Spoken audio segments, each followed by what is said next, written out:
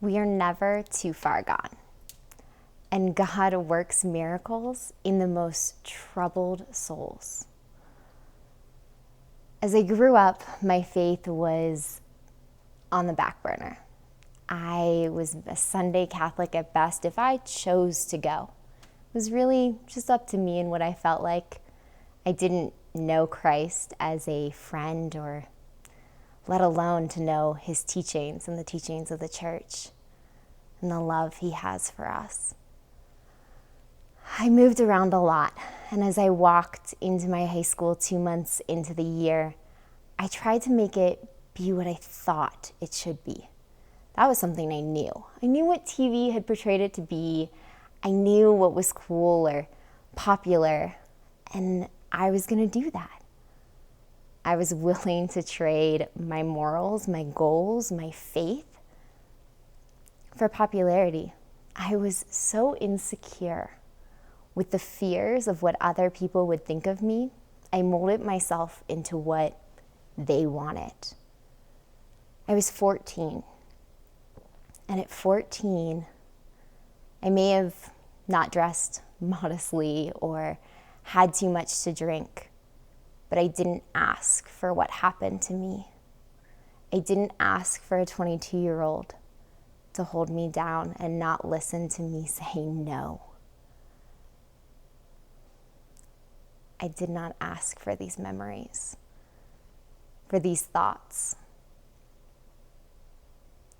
Though that night and those experiences caused a downward spiral, I would continue to try to control sex. After being raped and not getting a say, I wanted the choice. I wanted to prove that I could do this and I could want this. And I was too scared to say no because I knew what happened when you said that and no one listened. I knew that hurt. It was better to just pretend. I would continue to put myself in situations to be abused, to be assaulted, hurting myself continuously, knowing that it was too late for me or thinking it was too late for me. I would talk to other girls about how they shouldn't do it and give purity talks, but I didn't have a chance. I would never have a guy look at me the same again. I was angry with women who had abandoned me, who had judged me.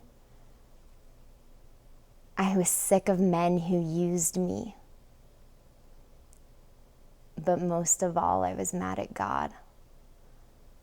Angry at why he let this happen and why he let me live my life that way. But God doesn't work like that.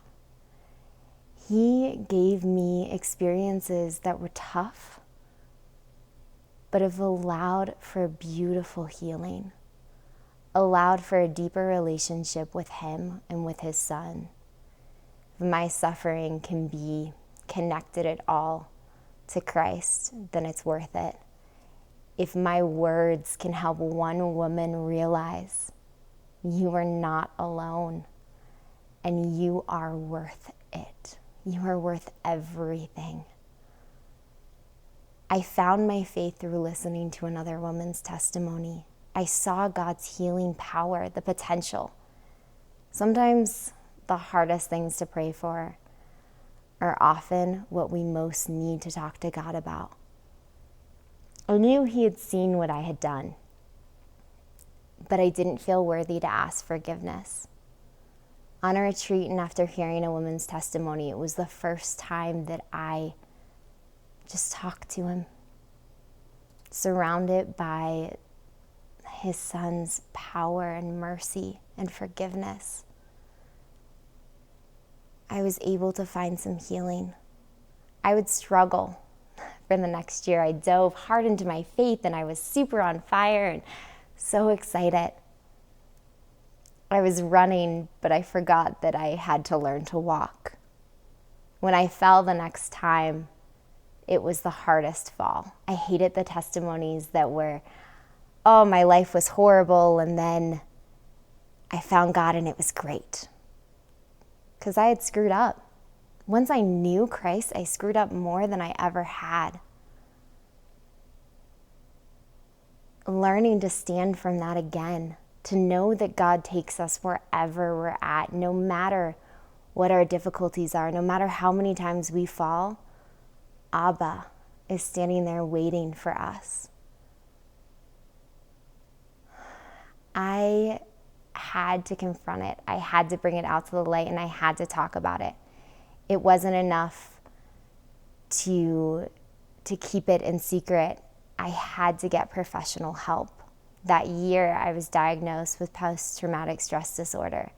I had to confront those abuses, and as I brought one part of my deepest secrets to light, another part of my world fell apart. My parents, after 25 years of marriage and perfection, were getting a divorce. My dad had actually been cheating on my mom for 20 years, and those experiences left me trying to come to terms with two lessons: that men would either cheat on you or force you to do something you weren't comfortable with. I hated sex. I hated the way it had destroyed my life and my family. I couldn't see the amazingly beautiful gift that God had given us because it had been tainted by the devil and by sin. I found support in Christ, and I fell in love with Him. I took time away from guys and away from that world. And through the Eucharist, through our Father, a man who will never fail us, no matter how much our earthly fathers or men may hurt us, He is there. And when the concept of a God being a man is too much, turn to our mother. Turn to the woman who can lead us, who can guide us, who can provide us such a strong role model of love to lead us to Christ. Christ became my best friend and my Redeemer. And through professional help and the sacraments, I found healing. One of my best friends who had seen me through my darkest moments had been my confirmation sponsor when I was a freshman. The perfect guy who had it all together.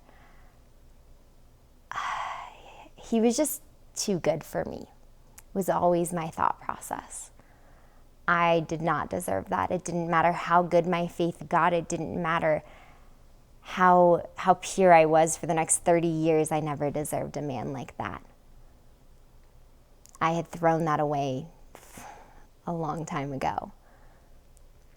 That isn't true, and He helped prove that to me, that we all deserve love. We deserve the love of our God, and we deserve to fulfill our vocations.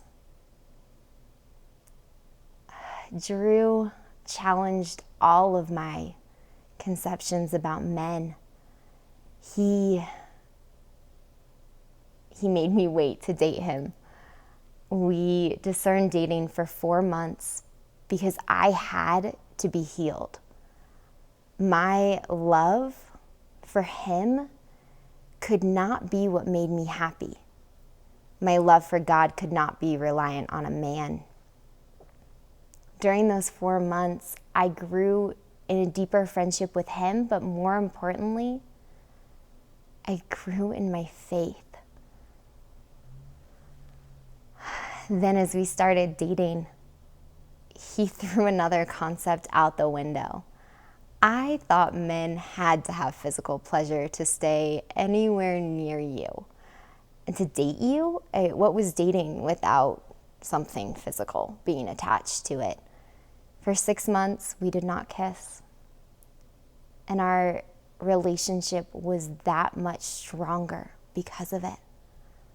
We are now engaged, and as I sit a month away from my wedding night, I cannot wait. The pain is gone. I am excited to have sex. Something that I thought was evil is so beautiful. I am excited to be rid of barriers and contraceptive and physical, emotional, chemical barriers and just be one with my husband. And to turn something that society and the devil has twisted back into the intention, back to what God intended for us to experience in His unending love. I am so excited. Everything that has happened and everything that you may be going through, think about tomorrow. God has a plan. He has a plan for you to experience His love, His forgiveness, to have Him as your best friend. And then let Him guide you when you're ready and when He's ready to your future spouse, to fulfill that vocation and see sexuality as it was designed for.